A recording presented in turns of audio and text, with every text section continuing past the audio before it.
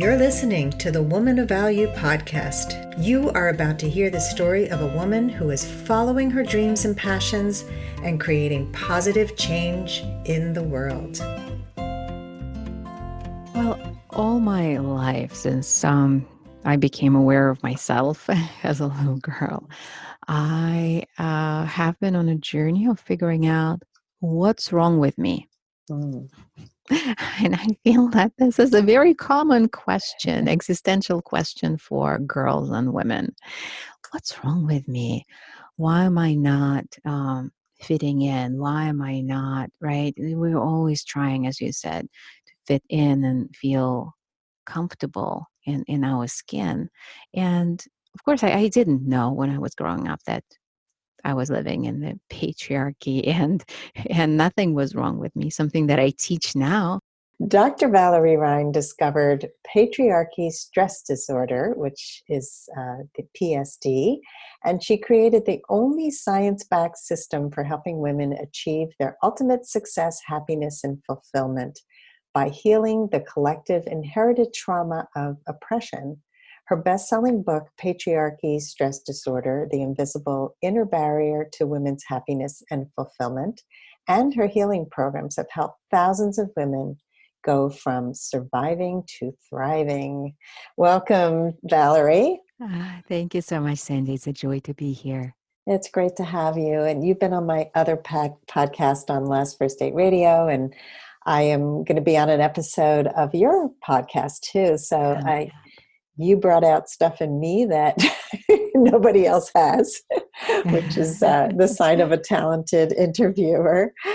So thank you for that. It was really such a pleasure to be on your podcast. Thank you so much. And I look forward to sharing it with both our audiences. Yeah, me too. So let's start with Woman of Value. That's the name of my newer company. And I love to hear what each of our guests defines as Woman of Value as it applies to your life. A woman of value. All my work is dedicated to helping women reclaim their worth. So when I talk about patriarchy stress disorder, I'm referring to the trauma of oppression that spans generations and generations and generations. And we now have scientific evidence of genetic transmission of trauma. And the primary wound of PSD is what I call the wound of worthlessness. That message and that experience that women have had throughout history, that a woman is worth less than a man. A woman's body, a woman's intellect, talents, desires, contributions, worth less. We didn't have ownership of our bodies. We couldn't have our own money. We couldn't love who we loved. And so that wound runs very deep and it operates in our subconscious. So to answer your question, what it means for me, a woman of value is a woman who is healing that wound and is waking up from the nightmare of patriarchy in which she dreamed that her worth was conditional. Her worth, her brilliance, her beauty, her power was conditional. And realizing that it's fully hers, it's unconditional, it's always been there. And looking back and saying, well, that was a weird dream, right? So for me, it's all about embodiment of our worth that, in my view, is only fully possible when we exercise, release that generational trauma from our systems, from our nervous systems, from our cellular memory, and fully reclaim our worth and value. Wow. That's a lot. So we're going to unpack that in just a minute. But, it makes me think of a lot of things. And we're definitely going to go deeper into the patriarchy stress disorder. And I would love to hear in a little bit, like, some of the steps to healing. And I have a question around men, because Mhm. men also have stress from the expectations that were placed on them, and the way that men have shown up. And I have seen it certainly in the love industry, in the, Mhm. dating and love, and how men are so confused today about their place in the world because women have become stronger. So I'd love to hear what you have to say about that. Absolutely. Well, first, I define trauma um, that has to do with patriarchy and has to do with other things. Trauma as any event or circumstance that made us feel unsafe in our fullest authentic expression and led to creating trauma adaptations to keep us safe going forward. So for women, there's been a very clear trajectory of feeling unsafe in the patriarchal world in our fullest authentic expression, in our fullest sexuality, in our fullest brilliance. And it's been a punishable offense Hmm. throughout history. For men, it may be more covert, but for us, in doing this work and working with people across the gender spectrum, we can see and we hear stories from men and we see their suffering and we see how they're also traumatized because for one is patriarchal system has an prescription, has an idea, has a membership pass into the club of patriarchy that has a very specific definition of what it means to be a man. And most men don't fit that, and thank goodness they don't. But as a result, they also feel less than. They also feel less than that patriarchal ideal of a man as aggressive and just this go get a crusher, dominating. That's the patriarchal ideal of what a man should be. And men are also gentle. Men are nurturing. Men are feeling, and that patriarchal prohibition on men feeling all their feelings and expressing their feelings and communicating their feelings has been devastating, just devastating for men's psyches.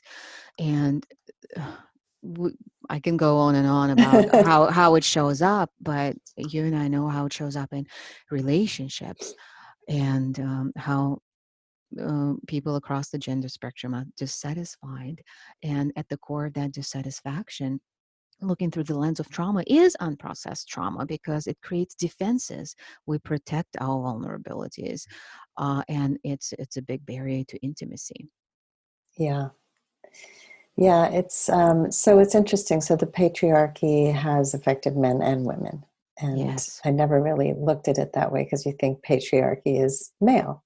Hmm. And Yeah. yeah, I don't so equate the two at all, and that's an important distinction. yeah, That so tell patriarchy us. doesn't equal men, and men uh, doesn't equal patriarchy at all. Patriarchy is a system of power imbalance from which women have been excluded. Women have been excluded from power, from political, financial, etc. And so power has been in the hands of men. That's how it originated. And then it became a self sustaining system. And frankly, unless we see it for what it is, and unless we actively work in ourselves to deassemble it, we're all participating in it. We're all supporting it. We're all sustaining patriarchy, women and men. Yeah, yeah. And it's shocking. It's shocking to admit, and maybe some people will be like, "No, I'm not." But we're only not supporting it when we're actively working to dismantle it, and it starts with internal healing, Hmm. uh, identifying that patriarchy within, those invisible inner barriers to our fullest authentic expression of who we are as beings, and then we can make a real change in the world. Yeah, yeah, it's so true. And it's definitely been my journey as well. Mm-hmm. to finally wake up to my authentic self. And, we Yeah. spend a lifetime just trying to fit in and trying not to feel unsafe in the world. Mm-hmm. And I think that one of the beautiful things of being in midlife for me has been not caring what other people think as much as caring what I think. We really need to do that check-in with ourselves, but you have to be brave and courageous to be vulnerable and to really Yes. do that inner work. Absolutely. And yeah, gifts of midlife, right? And Right. and and you can start earlier, and it's never too late. Yeah. Hopefully this conversation inspires people wherever they are on their journey to ah lift up the veil of that may be shielding who they truly are, fully are, Mm. a little more, because it's layers and layers, right? It is. It's funny you use the word veil because I have used it also very, very often because I see Mm, it as we have become obstructed and there are so many layers and layers and layers. And then once you lift them off, it's like you can't unsee what you see. yes. Yes. And it's incredibly freeing. We have so much anxiety and stress and dysfunction in the world today, and there's a system that people can follow to really heal within. Yeah. So let's talk about you, and then we're going to talk about in general the healing process. But I would love to hear that moment for you, and maybe it wasn't just an aha moment, but a Mhm. series of steps that led you to the woman of value you are today.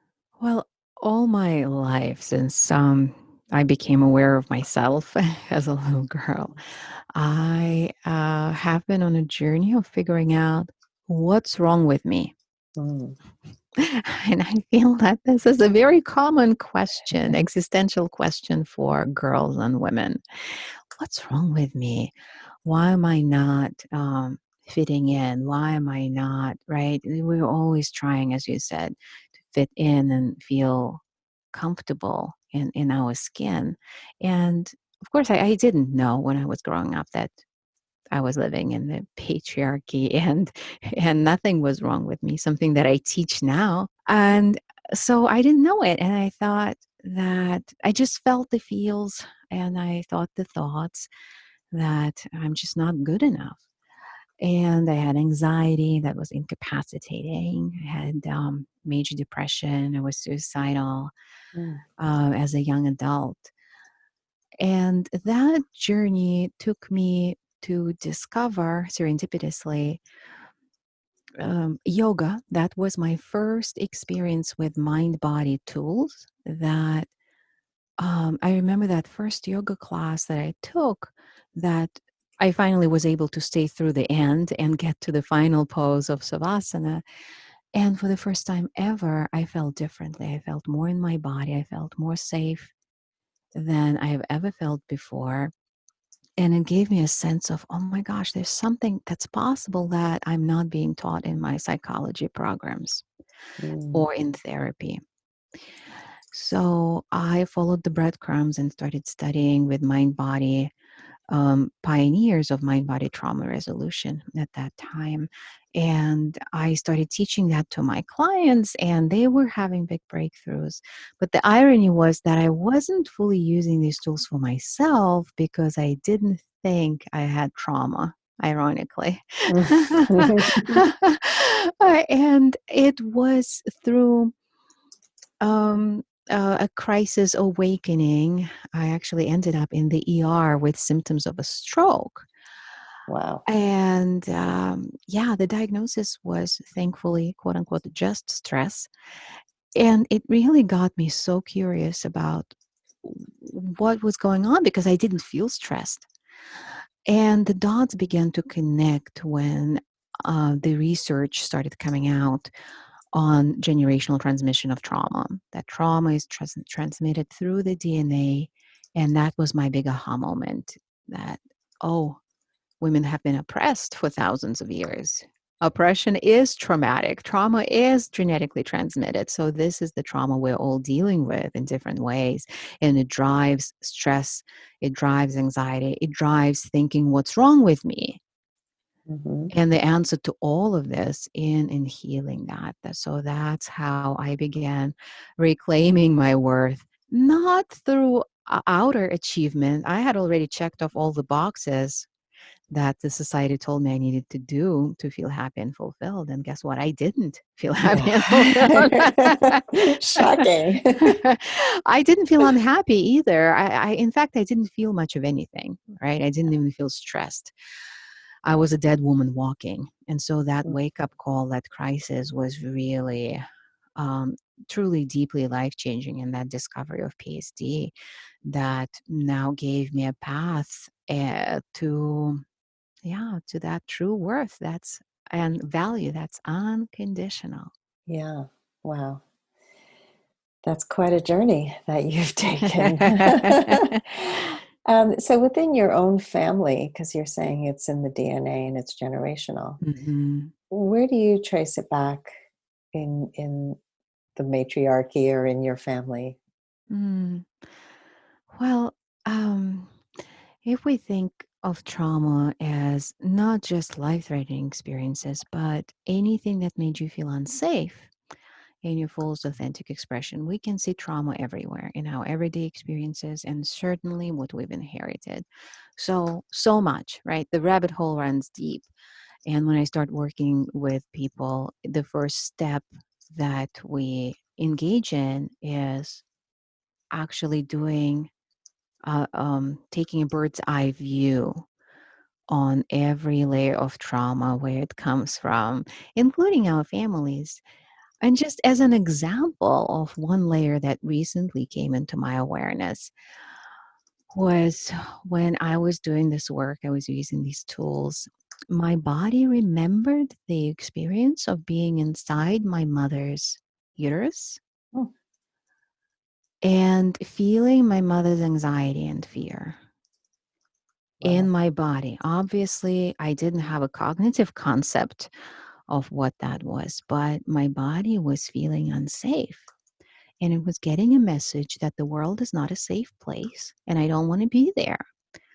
Hmm. And so that really explained a lot of things, Yeah. including possibly why I was feeling suicidal years later and really didn't want to be there. And then having social anxiety in situations where, like, I just don't want to be here. I don't want to be at this place. I don't want to be. And then realizing that resolved a lot of things for me on the spot. Not only realizing, but releasing it from the body. And the message of hope of this story is that we carry a lot in our bodies that we don't consciously remember or are aware of. But the body does not forget, the body doesn't lie. And it's through the body that we get to the core of healing, and that actually changes everything. And epigenetic research shows that it also changes the story in our DNA. So we do not pass on to the future generations the same trauma patterns, which is really big. Yeah. Wow. That's amazing that you remembered being inside the Mm-hmm. uterus and feeling her anxiety. Um, I had somebody else on the show who had a client who remembered, and it's hard to know if you remember or if you've been told and it Mm-hmm. becomes your memory. But Yeah. she had a memory that she was clawing her way out of the uterus. Like she caused her mother a lot of harm as she was Mm-hmm. coming out. And Mm-hmm. she carried that message her whole life. I cause harm. Mm-hmm. And it was in healing that trauma that she suddenly had success at work and was, Yeah. cleared all of that. It is amazing, like carrying stories from our parents. I Mm-hmm. remember unpacking some of the stories that I carried about men, about Mm-hmm. life. You hear a lot of biases when you're growing up that stay in you, Absolutely. right? At these unconscious Mm-hmm. biases. And being able to take a step back and really really do the work to ask yourself, is this something that I truly believe, or is it just Yeah. something that was planted inside? Yeah. It Right? starts with awareness. It starts with looking at these stories, and then there are some things that are imprinted outside of story completely. We can't even access them intellectually. It's only through the embodied work. Mm-hmm. There is a study that I write about in my book that really illustrates how that generational trauma is passed down. They introduced the smell of cherry blossoms to mice, and simultaneously they zapped the mice's feet with mild electric shocks. And then the mice were bred, and their children and their grandchildren, when exposed to the smell of cherry blossoms, showed a strong fear and anxiety reaction. Wow. Wow, wow, wow. Yeah. And for all we know, mice don't sit around the fire and tell stories about cherry blossoms and electric shocks. And so that's how I understand PSD is women fearing the smell of cherry blossoms. Now, what is Mm. cherry blossoms? Is everything that we desire that has been historically forbidden and punishable for women. Loving who we love, having our own money. Yeah, just like for our listeners, feel it in your body right now, how that resonates. Being fully sexually expressed, standing in your power, having your voice, being visible, right? All of that has been passed down with survival instructions, and survival instructions have been be seen and not heard. Don't be too sexy or you'll be raped. Don't be too smart or no one will want to marry you, as my mother used to say. So it's stories, but the core of the trauma lives in the subconscious, and we can access it through the body. Yeah, so I love body work. I think it's so Mm-hmm. crucial because we tend to intellectualize everything. And yesterday I was with a client, and she was trying to get into her feelings and at the same time dismissing them. It was just Yeah. like I was watching her for like 10 minutes doing this, and I feel sad, but it's just temporary. I feel this, but it's Yeah. okay. I'll be fine. And I was like, do you Yeah. see that you're justifying every emotion and you're Yeah. not going there? And so it's scary to really feel those feelings when you haven't been feeling safe having feelings, Absolutely. right? Absolutely. So let's go through the steps. So we start with awareness. So we have stories. We also have what we feel in our bodies, and how do we get to those body feelings? Yeah. So in my book, I describe a 5-step or 5-stage healing journey. And I use the metaphor of the invisible in the prison to describe trauma. Any kind of trauma, PSD, and any other kind that we've inherited and experienced. And the first step is waking up in prison, taking a look at what we've inherited, what's not even ours at all, what's cultural, and those experiences that we have dismissed. To your point, we're so quick to dismiss. Oh well, it was like I didn't want to be touched, but it wasn't really a rape. Yeah, Mm-hmm. or oh that comment, whatever. People will say whatever. I just let it roll off. All these experiences, if they make you like shrink a little inside when you think about them. They are traumatic. They have left scars, right? And now they become the walls in this invisible inner prison. So we make them visible. When we can see the invisible, we can do the impossible. And then in stage 2, we need prison guards. Prison guards are very interesting. These are trauma adaptations that have been created to keep us safe, including what your client was experiencing, right? Every time she would get in touch with her feelings, she would intellectualize them. That's a prison guard Mm-hmm. to keep her safe.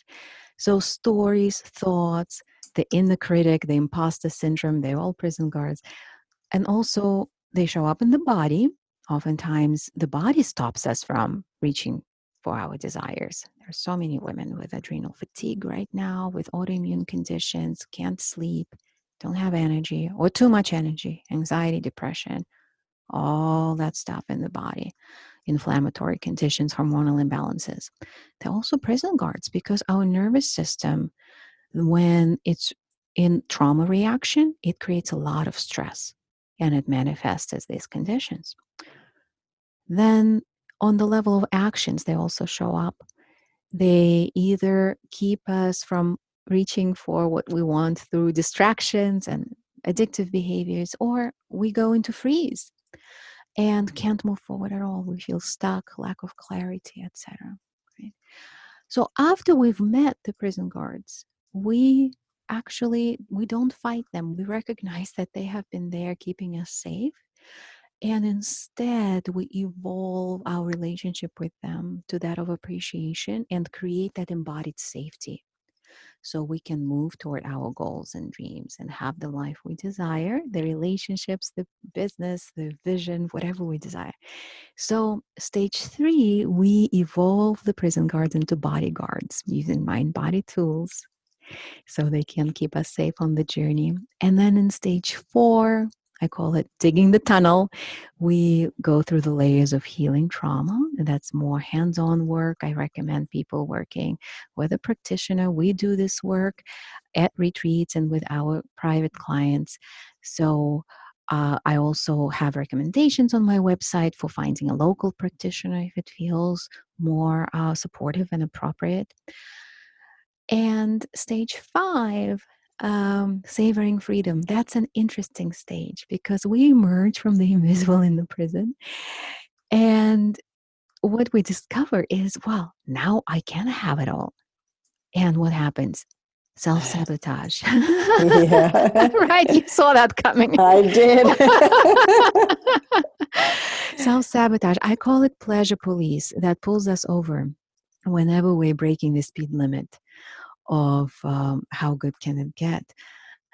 And there's a reason they're there. It's a cultural conditioning, but it's also physically we're not able to handle the energetics of this level of love and adoration, this level of intimacy, this level of wealth, this level of impact and visibility. And it's a gradual process that we go through in that stage of build up capacity. Again, using mind body tools, retraining the nervous system.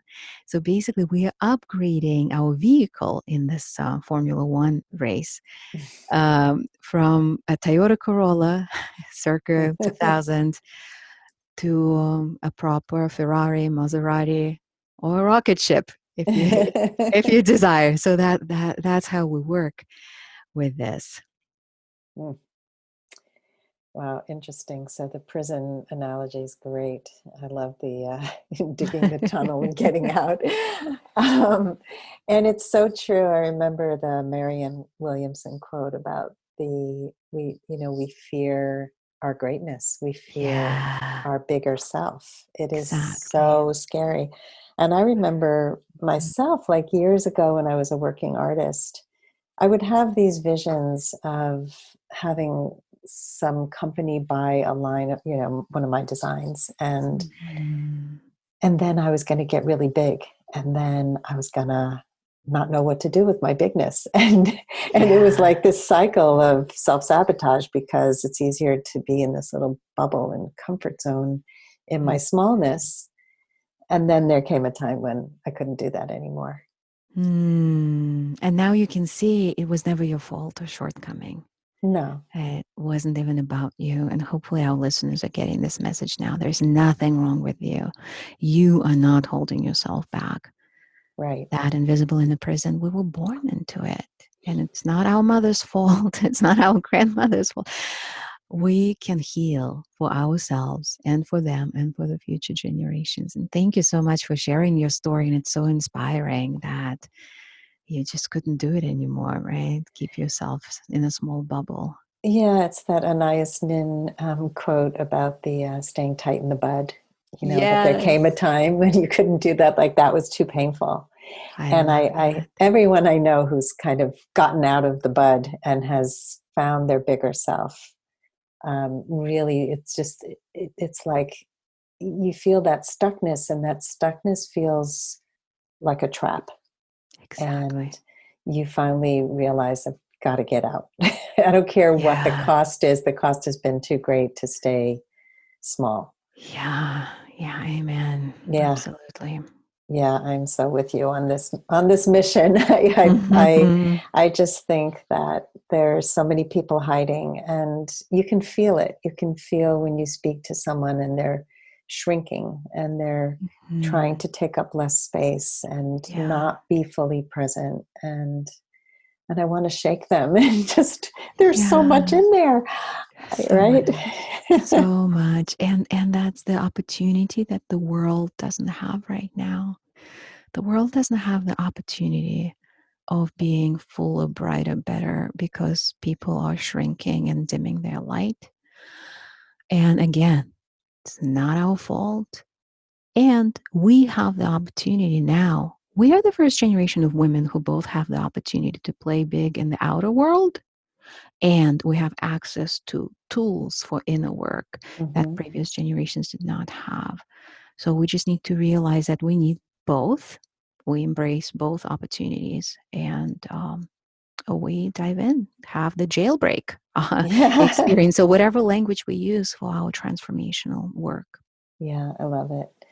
It's interesting because I speak to my mom about um, boundaries and self care. I grew up in this martyr victim presence of Mm-hmm. I overgive, I overprovide, and then I'm exhausted Mm-hmm. and I'm resentful. Yeah. And So common. right, and I had definitely inherited some of that, and I definitely less, but I saw it happening, especially when I was married, and and now I'm able to have conversations with my mother about it, and just to kind of get Mm-hmm. curious about it and find out more about what's alive for her and the choices that she has, and she's become much more open. It's Yeah. been fascinating. Yeah, that's exactly. Thank you. That illustrates that point so well that we're doing our own healing, not just for ourselves. Now, your healing has ripple effects and is encouraging your mother to unfurl, right, into her more authentic self and feel safe. And so many people are impacted when we heal. It's so true. My daughters, I have two daughters, and Mm. one is a mom of Mm. three small children, Oh and my. yeah, and it's wonderful to watch her parent so beautifully and be so mindful. And she had a lot of resistance to anything that was inner world. It was just this Mm-hmm. guard was up, and her husband, on the other hand, was very interested in the work of Brene Brown, and Mm. really like wanted to grow and change. And because of him, she became more open. And it's just little pieces of openings, Yeah. and I love it. I love being able to go deeper with my kids. And my son is the most open. He is just so evolved as a man, as a person who is fully authentic and expressive and kind and considerate and willing to take responsibility for Mm. everything. I mean, it's quite amazing to watch. So yes, when we do the work, we don't do it to change other people, Yeah. but other people are affected, and I think that it's an amazing thing to watch the ripple effect. It, Mhm. yeah. So Valerie, what are you creating in the world right now? Mm. We're growing this movement of shifting from survival to thriving and ditching the game of how much can I bear and embracing, mastering the game of how good can it get. This is the movement we're creating through conversations like you and I are having right now, through the book, Patriarchy Stress Disorder, look it up. On my website, you can actually download the free chapter of the book. Oh, Get cool. your get your toes in these waters. They're warm, I promise. So drvalerie.com is where you would get that. And also on that same page, there is a button to click if you are interested to hear more about our community, our guided journeys of jailbreak, or the journeys of thriving, shifting from survival to thriving. We have virtual programs. We have a live experience that happens in a retreat setting, a deep immersion where we have the experience in a circle of women of that awakening from the nightmare of patriarchy, where our worth was conditional and our beauty and power were hijacked away from us and trying to be sold to us at a high price. Ugh, no. That's right. Right? Uh, And we have that experience as a community, and we also reflect back to each other our true unconditional beauty, power, worth. That's something that I feel that we all need that from other humans, at least one human who can reflect that to you. mhm. Because we all got wounded in a community, so we need to heal in a community.